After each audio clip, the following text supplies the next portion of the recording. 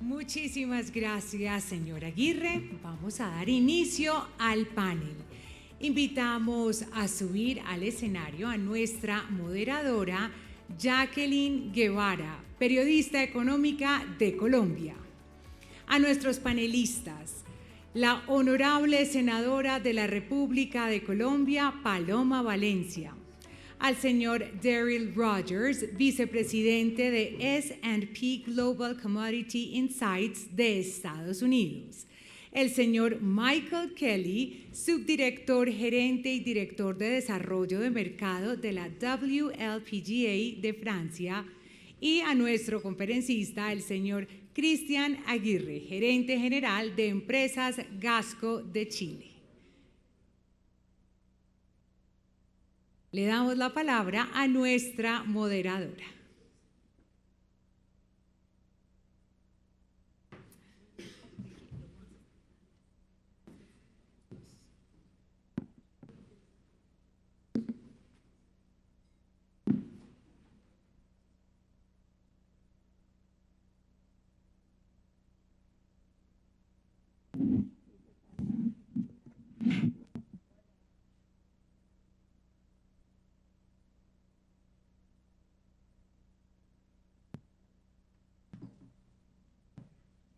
Buenos días a todos. Comenzamos este primer panel con la conferencia que nos acaba de dar el señor Aguirre. Muy interesante sobre todo lo que es la competitividad del sector del GLP y los desafíos.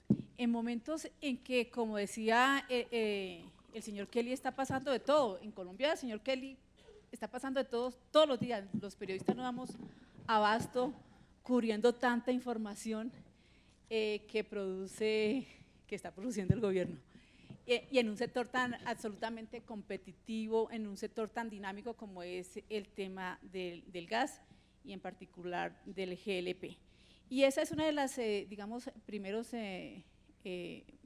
interrogantes. Bien lo dijo el señor Aguirre, que nos habló de algunas ventajas y desafíos, pero quisiera escuchar también a los demás participantes en este panel. Esas ventajas y sobre todo esos desafíos y qué obstáculos hay que eliminar en Colombia para que sea este GLP más competitivo y ayude en el proceso de transición energética. Si quiere, comenzamos con la doctora Paloma Valencia. Bueno, muy buenos días a todos. Muchísimas gracias por invitarme a este importantísimo panel. Yo creo que el GLP es una solución para Colombia y es una solución que me parece el país no ha entendido en la dimensión que puede tener, porque es que Colombia tiene una población rural dispersa muy grande y se habla mucho del problema de la cobertura en salud y entonces nos dicen que hay que destruir el sistema que tenemos porque no le llega a la Colombia rural dispersa la salud. Pero también hay que decir que no le llega la educación, que no le llegan las vías, que no le llega la electricidad, que no le llega el internet, que no le llegan los combustibles. Y yo creo que ahí es donde uno tiene que entender que la población rural dispersa de este país tiene que tener un enfoque y una aproximación distinta, porque tiene una ausencia de prácticamente todos los servicios públicos esenciales y de servicios que lo que representan son la institucionalidad y la presencia del Estado. Colombia ha hecho un gran esfuerzo, yo creo que con muy buen criterio, de avanzar en el gas natural, pero el gas natural necesita volúmenes y concentración de ciudadanos para que sea rentable. Y me parece que el país no ha observado la importancia que ha tenido el GLP en la transformación de mucha de la calidad de vida de los colombianos que viven en esa población rural dispersa. Y yo quería simplemente recordar unas cifras que nos presentaban en la presentación anterior, pero que son muy importantes. Es que nosotros tenemos todavía una población que cocina con leña, y que cocina con leña significa que le toca salir a cortar árboles o a recogerla, y que además se enferma porque quien cocina con leña pues está prácticamente fumando lo que se está cocinando, que además le genera infecciones respiratorias, daños respiratorios a niños y sobre todo a las mujeres que son los que están en esas cocinas. Y uno se pregunta, ¿y por qué no hemos logrado hacer una transición? Que lo lógico es que se haga a GLP. Fue una gran pelea, y ustedes lo saben, lograr igualar las condiciones de competencia necesarias entre el gas natural y el GLP, porque para los estratos bajos sí había subsidio cuando usan gas natural, pero no lo había para el GLP. Y creemos que lo que ha mostrado el proyecto piloto que se inició en los 6 departamentos de Nariño, Putumayo, Caquetá y para algunas comunidades de Cauca, Amazonas y San Andrés, pues ha mostrado un gran resultado. Un gran resultado porque si ustedes miran, por ejemplo, la baja cantidad de quejas, la baja cantidad de denuncias que ha habido en torno a utilización indebida de estos subsidios para los estratos 1 y 2, lo que muestra es que ahí hay un camino.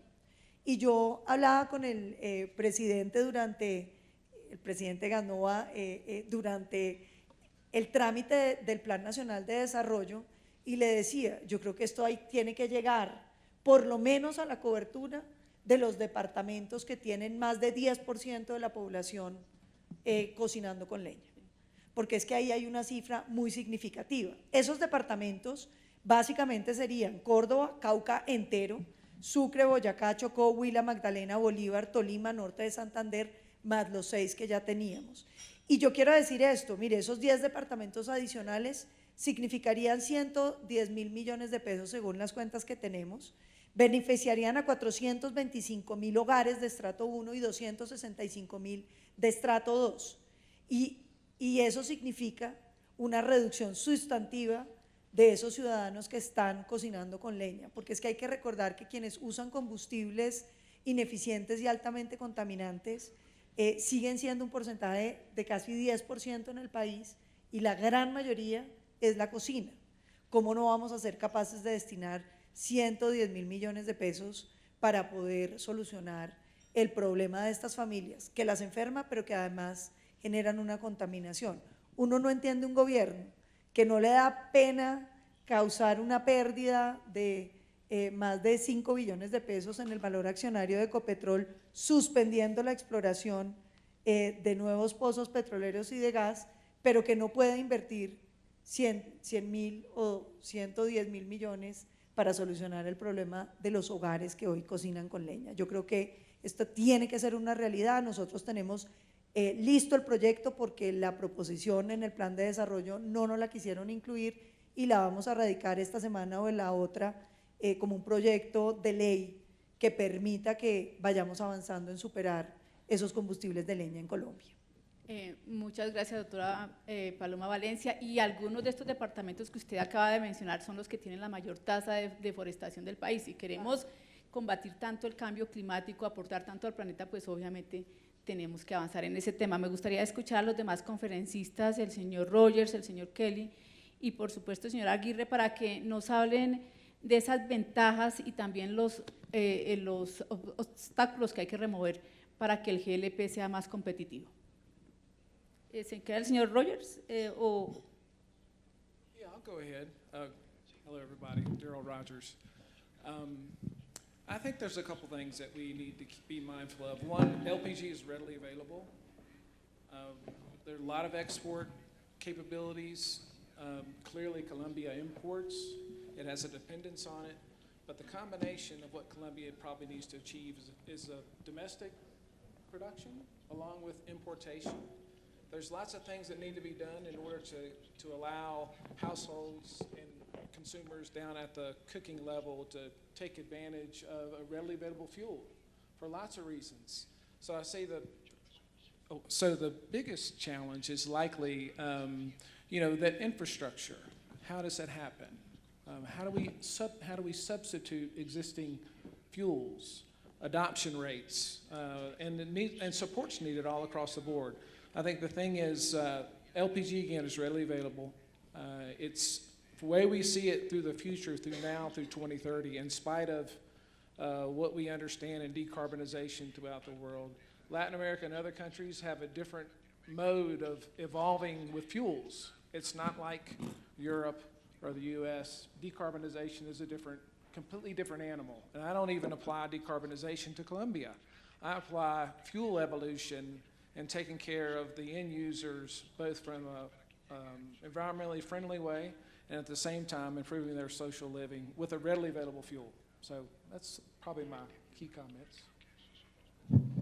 Ok. Voy a hablar en español. Para nosotros lo que hemos visto en los grandes programas que han funcionado, donde han llevado grandes números de personas del uso de biomasa en zonas rurales, en algunas veces en algunos países también en zonas urbanas, al uso de GLP, es que tiene que ser una prioridad clara del gobierno. Si no es una prioridad clara del gobierno, si no hay esa señal al mercado, no va a haber la evolución necesaria para llegar al tamaño y cubrir todo el país. Porque cuando estás hablando de zonas rurales, las logísticas son difíciles, hay un costo con eso, necesita apoyo del gobierno. Y a la World LPG Association tenemos muchos ejemplos de países como Indonesia, como India, como Brasil, más cercano de aquí, que fueron altas autoridades gubernales que dijeron, nosotros, para nuestro gobierno, para nuestro país, es una prioridad que GLP sea disponible a toda la población. El ejemplo más grande y el más reciente es el de India. Cuando entró el primer ministro Modi en poder en 2016, él dijo, yo quiero que todos los indios tienen acceso a gas GLP. Un país enorme, una población la más grande del mundo, una topografía muy complicada para la distribución logística, y lo lograron, llegaron a 95%, y hoy en día 95% más o menos de los indios tienen acceso a gas GLP. Y fue empujado por el primer ministro y su ministro de Energía. Y eso dio un señal muy claro, muy fuerte a la industria y al mercado que esto es una prioridad. Un segundo punto que también es importante y que hay varios ejemplos en el mundo de cómo lograron esto es con la educación. Hay que educar a los estratos, lo que ustedes en Colombia dicen estratos 2 y 1, los estratos que usan biomasa y combustibles tradicionales. Hay que educar a estas personas en el peligro que hay en el uso de biomasa. En muchos países hemos visto que se integró educación en usar gas GLP en un modo bueno en las escuelas. Y enseñan a los niños, y los niños regresan a la casa, muchas veces tienen padres analfabetas, pero pueden enseñar a los padres cómo usar GLP, y con eso también puedes abordar el problema del miedo que tienen muchas personas de tener un cilindro en la casa, porque nosotros hemos visto en muchos países las personas tienen miedo de meter un cilindro en su casa porque piensan que va a explotar. Entonces son dos puntos, un señal claro del gobierno, que es una prioridad, y un programa de educación. Y nosotros a la World LPG Association tenemos muchos casos de estudios que podemos prestar a Colombia y trabajar con Colombia, que podría servir en este mercado. Muchas gracias, señor Kelly. Señor Aguirre, ¿algo adicional que quiera complementar frente a la presentación que hizo hace pocos minutos? No, gracias. Solo complementar lo de Michael. La educación es clave. La educación es clave no solo a nivel de niños, sino que también, no quiero sonar arrogante con el comentario, pero a nivel de autoridades. Cuando las políticas públicas, y ya lo dije, van en un sentido, tienen que saber qué es lo que está legislando. Nosotros actualmente en Chile estamos siendo enfrentados a un proyecto de ley que creemos que va en dirección totalmente contraria a lo que la industria tiene y necesita para poder desarrollarse de buena manera. Solo un comentario, Paloma, de lo que tú decías, estas familias de leña. Les recuerdo el tema que tuvimos en la región de Nariño, cuando se cortó todo el acceso a esa región y tuvimos que generar un poliducto casi que creado en ese minuto de manera no artesanal, pero que permitiera llevar el gas a toda esa región para no dejar desabastecida a esas millones, miles de personas.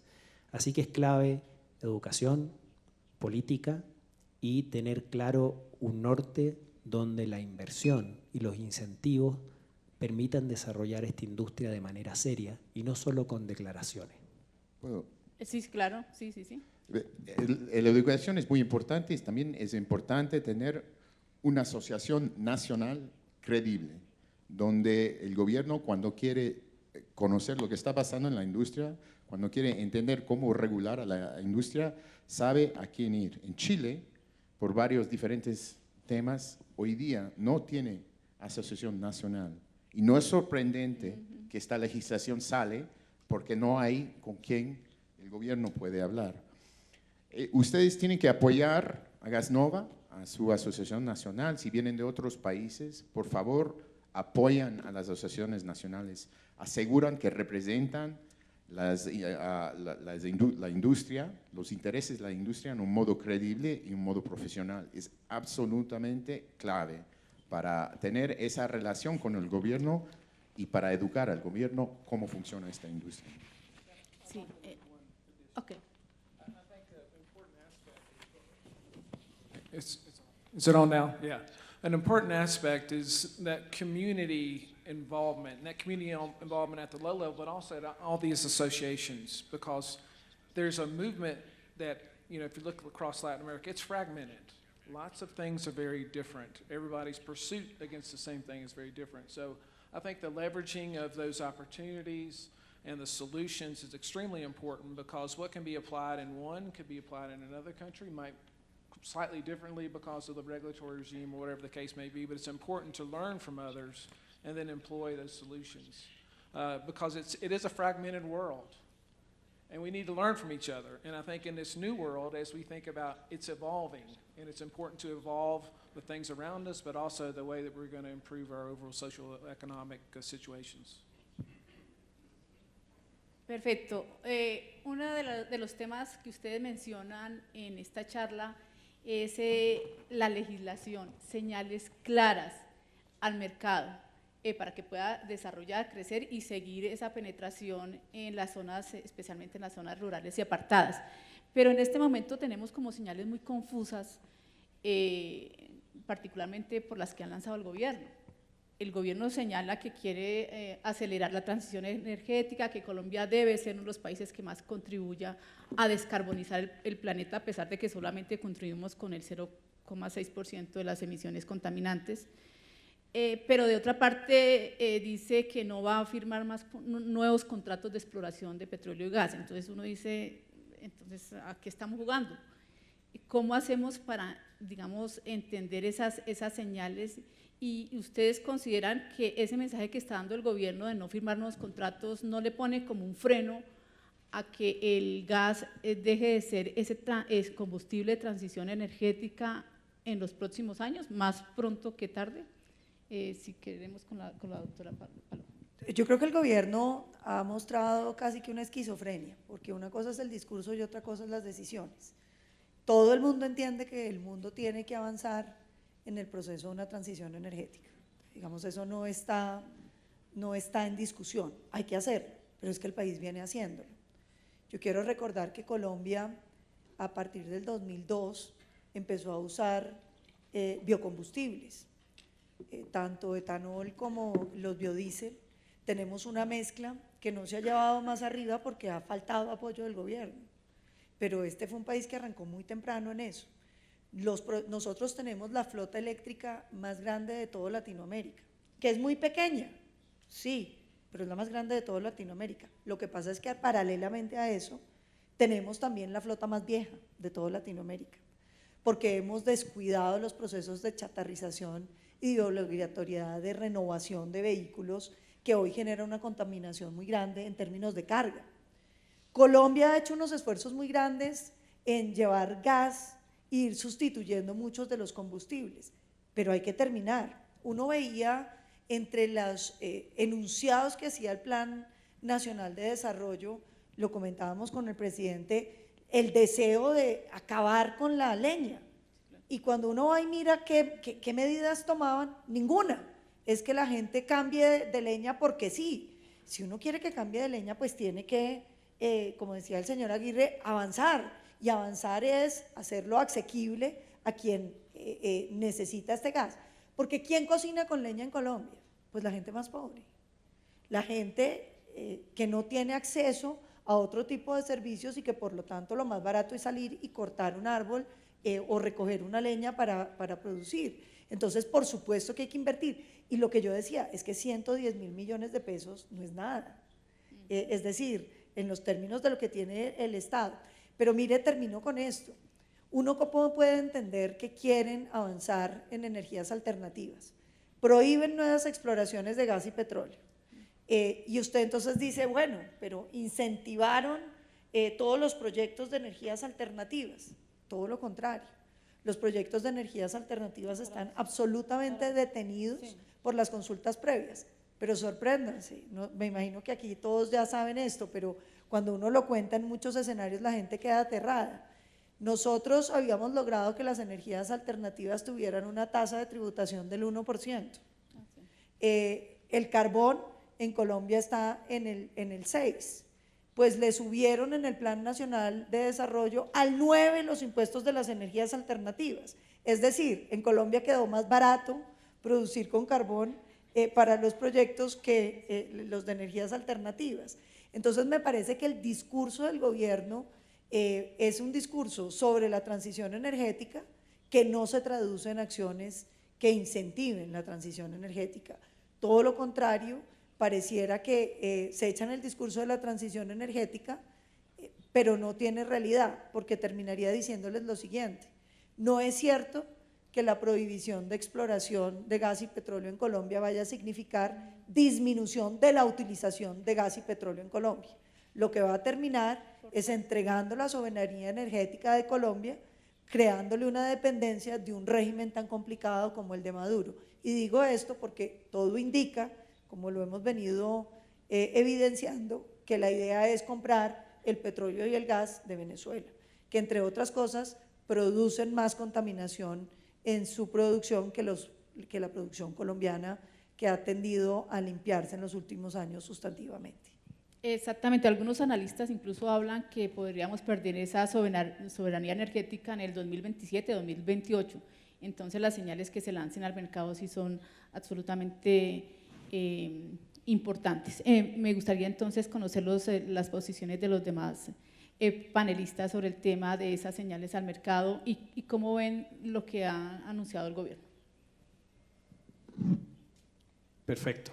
Bueno, yo creo que estamos conversando y se han mencionado varias veces, tenemos temas de contratos, ¿no es cierto? Contratos no a 6 meses, a largo plazo. Desarrollo de infraestructura para poder asegurar el abastecimiento, no solo a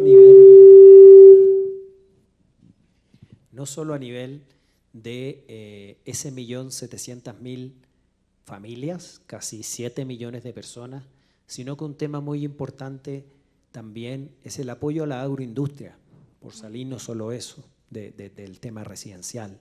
La agroindustria en Colombia también tiene un tema relevante en lo que es la deforestación, en lo que es el uso de la leña para sus procesos. Ahí también hay un tema muy relevante, pero vemos que volvemos al mismo centro, que es señales claras, contratos de largo plazo, inversión, políticas que vayan con los incentivos y subsidios correctos y que vayan con metas, como yo lo mencionaba en mi presentación, un poco más agresivas. Como recién comentaba Paloma, el gobierno dice tenemos un plan de sustituir leña, pero no adopta políticas claras.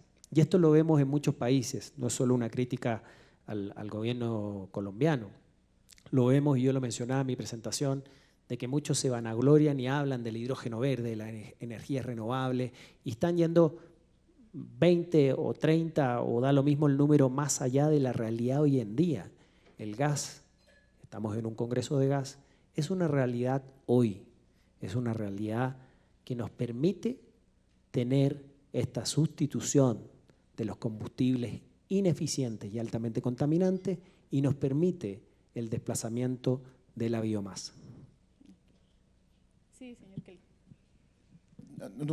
Este debate, lo que nosotros tratamos de hacer, porque tenemos miembros en todo el mundo, todos a diferentes niveles de desarrollo. Entonces, nuestra posición, la narrativa que queremos crear, es que el gas GLP sirve para la transición energética. Sin embargo, ¿en qué etapa está el país o el mercado donde estás? Si conviertes el biomasa a gas GLP, es decarbonización. Si conviertes de un petróleo o un combustible que tiene más CO2, como diésel, como las alternativas para navigas, estás decarbonizando.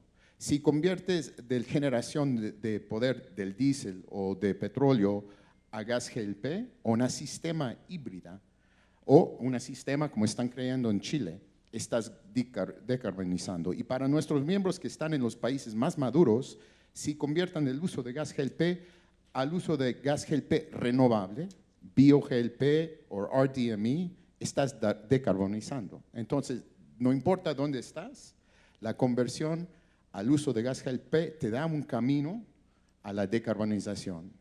Y esta es la narrativa que nosotros estamos creyendo. Todo esto sin inversiones increíbles en infraestructura, porque toda la infraestructura ya está. En todos los países del mundo, una de las características de nuestra industria es que existimos en todo el mundo.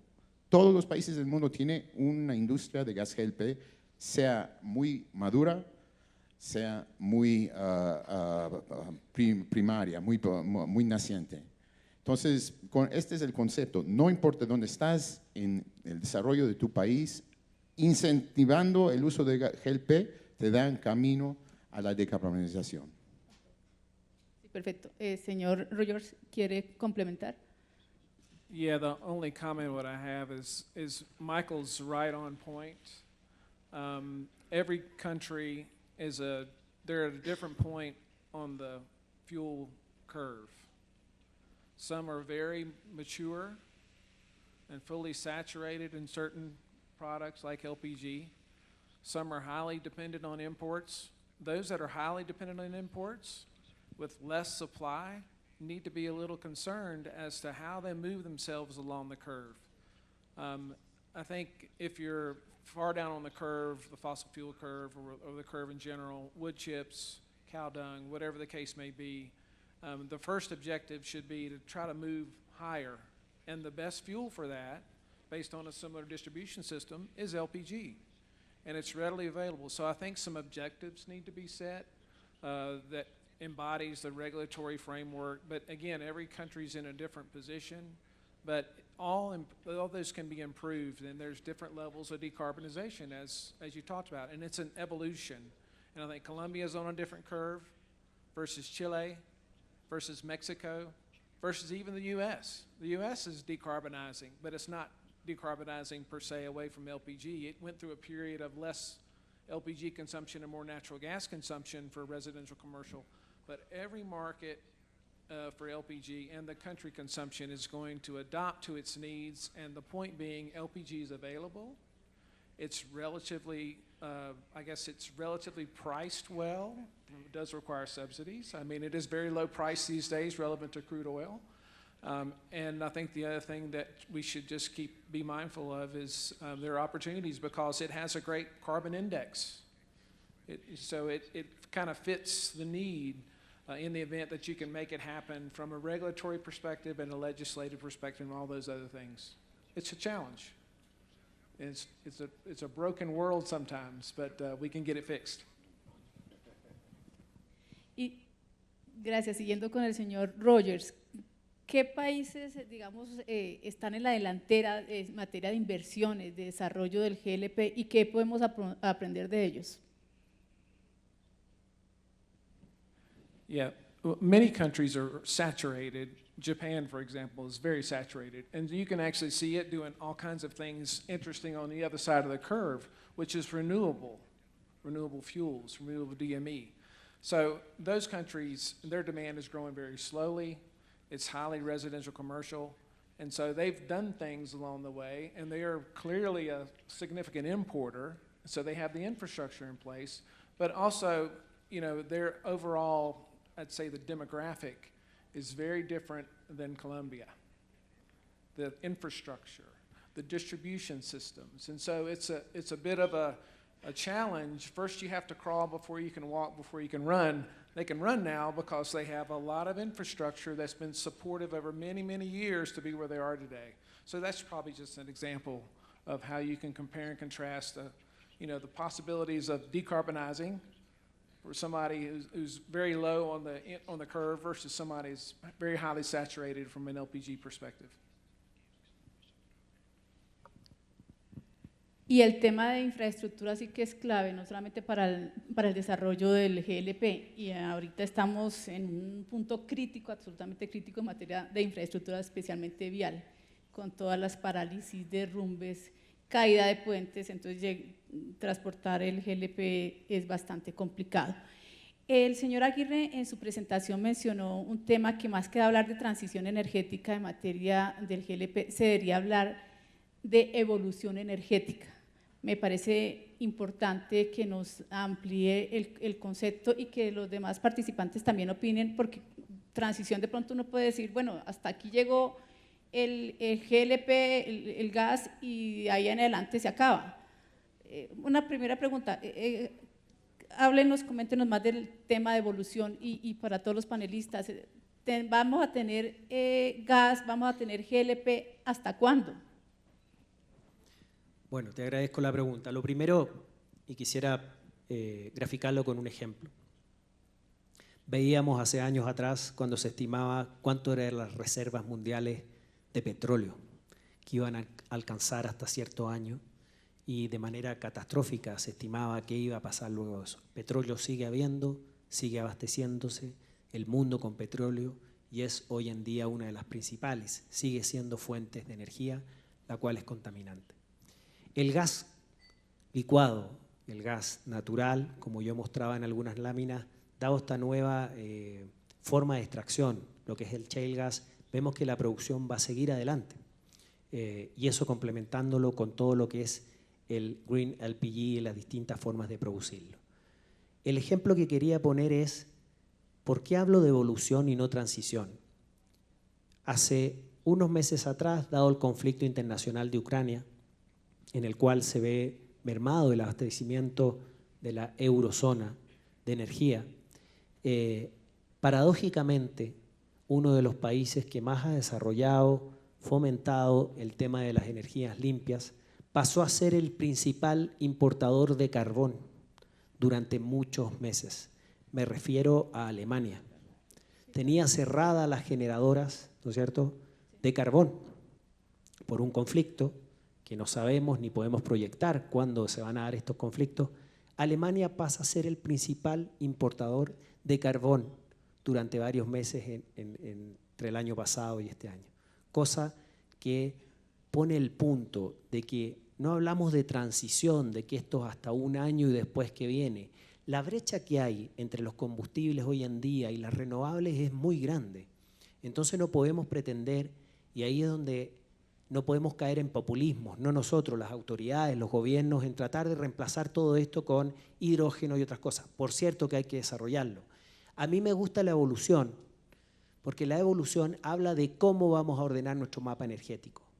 Y es ahí, llevándolo a nuestro Congreso, donde Colombia, con una participación del 3%, y los distintos países, Estados Unidos creo que tiene un 8%, Chile un 6%, y seguimos viendo las distintas matrices de energía según se vea primaria o secundaria, donde tenemos que tomar medidas y políticas que apunten a tener una diversificación en ese mapa o matriz energética. Por eso quería graficarlo a Alemania, y me gusta más hablar de evolución, porque no es transición que va a llegar hasta un punto y se acaba el gas, es evolución, es cómo vamos a ordenar por el crecimiento económico nuestro abastecimiento de energía. Sí, señor Rogers. Mic on? Yeah. I want to add to that. I think it's really interesting that what we've not talked about, we've talked about evolution, we've talked about energy transition. At the end of the day, we need to see less emissions. So it's important for us to see emissions decrease over time, because that will be the true stimulus, and then response will come afterwards. But when I think about hydrocarbons in general, our base case is hydrocarbons are, oil and gas production and LPG production is expected to continue to grow through 2035 in our base case. And in our base case analysis, we slowly move slightly over as a function of transportation fuel demand. And we get to, I think your graphic showed 2.4 to 2.8 degrees C. That's about where our base case is. But if we really want to get to net zero, we have to see a lot of other, this is outside of Latin America, emissions reductions. And if you see emissions reductions, what's likely can happen is actually more LPG may be available. So I think it's just important for us as we're going down this pathway and we understand things are going on around us, we need to set up our regulatory framework and our ability to import, because I think we're going to find ourselves between now and 2035 with a lot of hydrocarbons until we really see, this stimulus from emission reductions, transportation fuel demand that declines, and all those other things that are really outside of our jurisdiction per se. And I think it's really going to be interesting, but we need to have those systems in place to take advantage of this available product. Ok, perfecto. Yo puedo hacer una pregunta. Sí, sí, claro. Porque en Colombia falta importaciones, ¿no? Vimos lo que puso Cristian, que Colombia necesita importar, y sé que en el pasado no llegaba suficiente, no había cómo importar suficiente producto en Colombia. Creo que hay un nuevo terminal en Cartagena. En Cartagena. ¿En dónde está todo eso? Y en el Pacífico se piensa, pero ese terminal que llevamos años no se ha construido, o sea, todavía no hay clara la hoja de ruta, básicamente por el tema, hay temor un poco de perder soberanía, y segundo, pues el tema de los precios, que obviamente combustibles importados salen mucho más costosos, pero ese es como el gran debate, si perdemos soberanía energética, y también el tema de que saldría mucho más costoso para la población. Creo que la doctora, no sé si sobre la pregunta, yo creo que tiene mucho que ver con los puertos.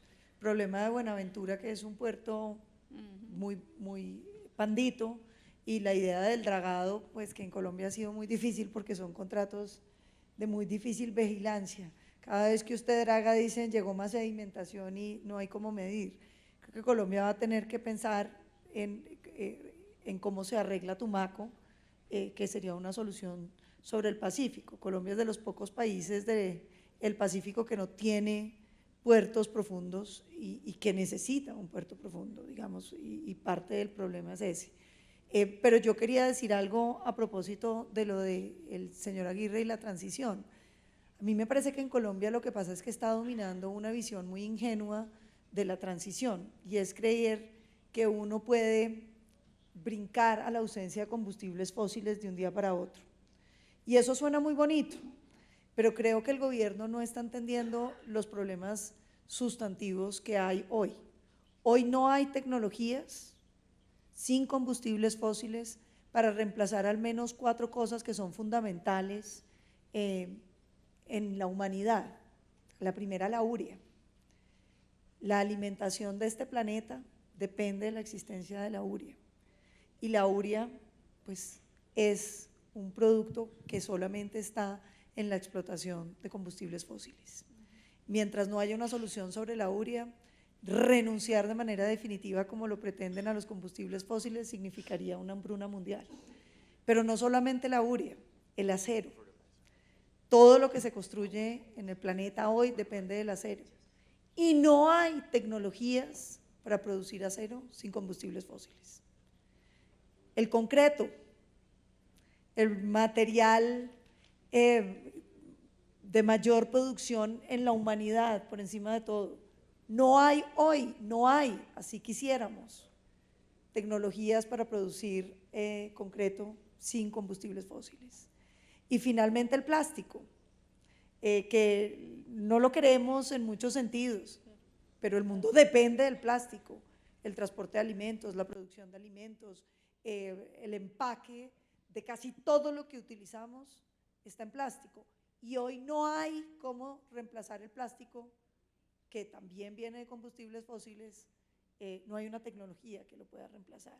Entonces yo creo que uno tiene que entender que claro que tenemos que buscar disminuir las emisiones y que tenemos que buscar pasar a combustibles cada vez menos productores de gases de efecto invernadero, y es, digamos, un deber de todos los países, pero creer que uno va a poder desaparecer los combustibles fósiles así, pues no, porque es que no existen tecnologías para esos 4 productos, y se los repito, para que, digamos, a veces me parece que uno no puede ser ingenuo en esto. Concreto, acero, urea y plástico. ¿Qué vamos a hacer frente a esos temas? Y yo creo que ahí es donde está el desafío, y ahí es donde combustibles fósiles como el gas natural y el gas licuado son una solución definitiva que pueden ayudar a ir avanzando en el propósito de menos emisiones con efecto invernadero, pero que tenemos que ser realistas sobre lo que va a pasar en el mundo. Yo creo que hoy de lo que se habla es de descarbonizar, y descarbonizar no es solamente reducir emisiones, es compensar emisiones, es enterrar emisiones, es una cantidad de tecnologías que me parece que en la política pública colombiana se están dejando por fuera de la discusión y que son completamente relevantes para pensar el futuro. Y doctora Valencia, precisamente en lo que usted menciona, ¿qué papel está desempeñando o puede desempeñar el Congreso de la República para fomentar las energías, estas energías renovables y el uso de combustibles menos contaminantes como el gas y el GLP? Pues uno quisiera que el Congreso entendiera esto, ¿no? Y que votara de acuerdo a eso. ¿Cómo un Congreso vota ponerle más impuestos a las energías alternativas que al carbón? Uno no lo entiende. ¿Cómo un Congreso no decide subsidiar el GLP para que la población pobre colombiana pueda reemplazar la leña por GLP? Porque es que el GLP en Colombia ya llega a muchos lugares apartados. Lo que pasa es que la gente no tiene la capacidad económica de comprarlo. O sea, en Colombia el problema no es la disponibilidad que pudiéramos tener en zonas rurales dispersas, porque hoy ya mucho de ese GLP está llegando. Es porque no le bajamos el precio para que la gente decida pasar de la leña al GLP.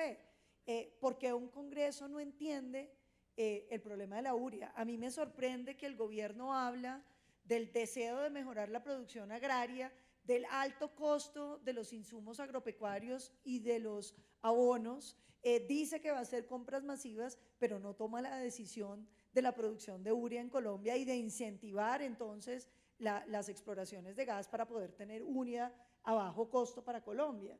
Y yo creo que esas son las grandes conversaciones que uno quisiera que tuviéramos. Estamos hablando de monómeros, ¿no? Que monómeros puede desempeñar claro, un papel fundamental. Pero fundamental, pero pues obviamente monómeros depende de que si vayamos a explorar gas y petróleos, pues si no, ¿para qué? ¿No es cierto? Hablan de comprar monómeros, pero entonces, ¿qué le van a meter a monómeros a transformar?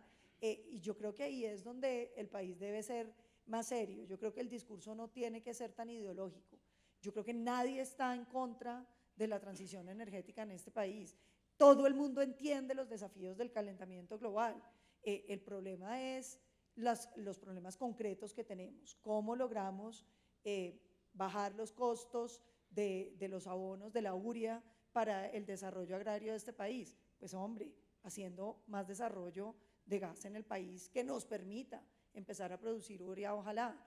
¿Cómo logramos hacer una transición energética ordenada? Pues lo primero, es increíble, la primera fuente de emisiones de gases de efecto invernadero en Colombia es la deforestación. Es la deforestación. Es la deforestación. Porque es que pareciera que fuera el petróleo y el gas, y es la deforestación. 30% de la deforestación son cultivos ilícitos. Y abandonamos la lucha contra los cultivos ilícitos. Entonces uno se pregunta, de verdad, si la mayor causa de gases de efecto invernadero en Colombia es la deforestación, 30% se explica por los cultivos ilícitos, ¿no será que ese es un ingrediente importante de esta discusión? El segundo es el tema del cambio de uso de suelos, que tiene que ver con ganadería, pero que tiene que ver principalmente con la baja productividad agraria. Y cuando uno habla de la baja productividad agraria, inmediatamente el primer asunto que surge es el alto costo de los agroinsumos. Y eso tiene que ver más bien porque no somos capaces de producir urea y de tener urea a bajo costo en Colombia. Entonces yo creo que estamos entendiendo el problema al revés, porque estamos hablando de la tercera y cuarta causa de emisiones, que ya son la producción de combustibles fósiles en Colombia, cuando las dos más importantes pues tienen que ver más bien con cómo reorganizamos lo que estamos no produciendo en Colombia. Gracias, doctora Paloma. Para los demás panelistas, un tema, cómo trabajar de la mano, que ya nos lo, digamos, en una primera instancia, el señor Aguirre nos estaba comentando el caso chileno, cómo trabajar de la mano el GLP con las energías renovables no convencionales para el desarrollo de esos proyectos. No sé quién quiera comenzar. Bueno, señor Aguirre. Yo solo complementar lo que ya les mostraba es, por condiciones, es un complemento perfecto a las energías renovables no convencionales y también funciona muy bien en todo el desarrollo, como ya veíamos, con las mezclas de los GLP o gas licuado renovable, ya sea de manera verde o sintética. Entonces ahí yo daba el mensaje, no podemos restarnos, si bien el gas licuado es una alternativa hoy que tiene muchos desafíos, sobre todo lo que hemos estado hablando todo este rato en Colombia y en las distintas economías de Latinoamérica, infraestructura, políticas claras, incentivos al desarrollo, igualdad de condiciones, ¿no es cierto? Pero también no podemos dejar de lado esto, que es el desarrollo de estas nuevas fuentes de energía, las cuales ayudan, sabemos que van a ayudar en mucho más largo plazo, pero ayudan al problema energético y a todo el tema de las emisiones. Cómo tenemos que estar presentes en las distintas iniciativas que hay en el mundo. Ya hay plantas reales que están funcionando a una escala más baja y el desafío ahí es la baja del costo. Todavía 1 tonelada de ese GLP es altísimo a nivel mundial comparado con los otros combustibles.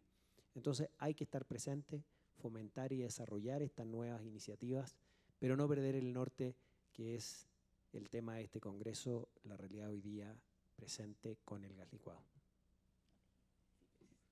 Sí, nosotros hemos visto un desarrollo de muchos sistemas híbridos, o sea, de que tienen un parte renovable y tienen el parte de apoyo de GLP, que toma ventaja de la característica de gas GLP, que puede ser guardado por mucho tiempo sin que cambie la característica del combustible. Estos diferentes sistemas vienen principalmente desarrollados en Norteamérica, donde tienes un equipo solar y atrás de eso tienes una generación de gas GLP para los días que no hay sol o con oleaca para los días cuando no hay viento. Nosotros pensamos, tenemos un caso de estudio en nuestro sitio web de una planta en Honduras que funciona así. Son muy interesantes. El problema que ellos tienen es que el CAPEX para construirlo es más caro, porque tienes que tener el lado renovable y después tienes que tener también el lado de GLP. Pero funcionan muy bien y pensamos que en algunas situaciones son ideales para apoyar a los sistemas renovables que todavía tienen ese problema de intermitencia, cuando no hay sol, cuando no hay viento, etc. Okay. Sí, señor Rogers. ¿Algún complemento? Yeah, the only comment I would probably make is the fundamental challenge is you don't have distribution where the demand is, or you don't have supply where the demand is. So a lot of solutions are more distributed generation, whether it's electricity or otherwise. So we see that happening in various countries that don't have electrical grids, and so there's a distributed generation that supports 10 or 12 homes. We need to kind of work towards a system like that where you can actually have generation close to the demand source, but still have the distribution system. So it could be a larger distribution system that feeds to a smaller distribution system. I think we need to find ways to kind of break bulk and move it down the chain, I think that's probably the biggest challenge. Because when you talk about all these projects, whether it's a renewable project that has a facet of power generation or the other, I think we're really talking about consumption for cooking and heating. And when you speak to that, you can clearly produce electricity and you can produce these e-fuels, but what's the overall objective for Colombia and LPG? I think it's different than that. So, but I think it's a consideration. You should look at it for sure, but I think that system in total will need production as close as you can get to the sources of supply. And it's a challenge. It's that infrastructure equation we're trying to solve. Muchas gracias a los panelistas. Tenemos que seguir trabajando entonces en el país para fomentar esa mayor penetración del GLP en Colombia, si se tiene en cuenta que 1,5 millones de hogares todavía siguen cocinando con leña, como dice la senadora Valencia, y siguen deforestando. Las metas del gobierno desafortunadamente son muy bajas para frenar, en el plan de desarrollo son muy bajas para frenar la deforestación, deberían ser más ambiciosas, pero en ese aspecto no creo que vayamos a avanzar mucho. Mirar, trabajar el tema de subsidios que se ha venido planteando, como lo dijo el doctor Alejandro Martínez, el tema de reglas de juego claras, una legislación pertinente que permita que el GLP llegue a más hogares. 12 millones de colombianos en este momento tienen acceso a él, pero falta muchísimos más, en zonas apartadas, en zonas donde no llega prácticamente nadie. Entonces, son muchos los esfuerzos que tiene que hacer el gobierno colombiano y que tenemos que hacer como país. No sé si un comentario final de alguno de ustedes o concluimos el panel. Solo a disposición de todos los participantes, feliz en el desarrollo de este congreso, de aclarar dudas, compartir información, con el fin de ir desarrollando estas ideas que hemos planteado en este panel. Yo quisiera hacer una pregunta. En la conversión, en las nuevas formas de extracción del gas, donde se le involucra la molécula de carbono, cuando se quema, ¿vuelve y se libera?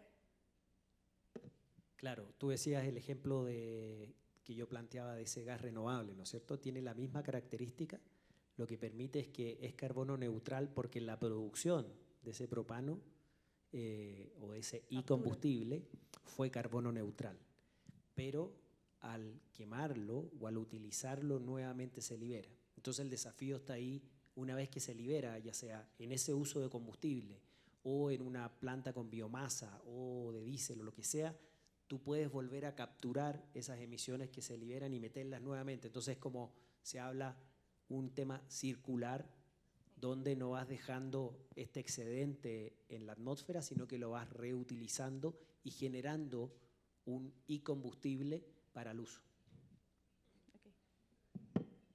Sí. Como un comentario final, yo diría, como dije antes, la primera vez que vine profesionalmente a Colombia fue en 2006. Y creo que este mercado ha tenido una evolución fantástica. No sé si ustedes se dan cuenta de cuánto ha avanzado Colombia en los últimos casi 20 años. O sea, es impresionante. Visto de afuera es muy impresionante. Yo sé que de aquí, el día en día, quizás no se dan cuenta, pero Colombia ha tenido una evolución muy buena. Siguen en este camino, apoyan a sus asociaciones nacionales, apoyan a estos eventos, sea aquí o sea en Cartagena, pero es importante que tienen este vínculo, que tienen las relaciones con las asociaciones regionales como la Iberoamericana o con la World LPG Association para continuar este camino en que están. Señor Rogers, ¿algún comentario final? Yeah, my final comments will be one, thank you for having me to present and be on this panel. This esteemed panelists, I appreciate that. I think it's an evolution. I tell my team members and others, Rome wasn't built in a day, and it takes a while, and you have to keep chipping away, but keep your objective in line, and the objective clearly here is to move to a better carbon-intensive fuel, or less carbon-intensive fuel, which is LPG, and hopefully we can continue to make good steps. Muchas gracias. Pues efectivamente Colombia fue pionero, hicimos una revolución energética, una penetración masiva. En América Latina fuimos un ejemplo y seguimos siendo un ejemplo en penetración, pero obviamente hay que hacer esfuerzos adicionales. Muchas gracias a los panelistas por participar y por supuesto por sus valiosos comentarios.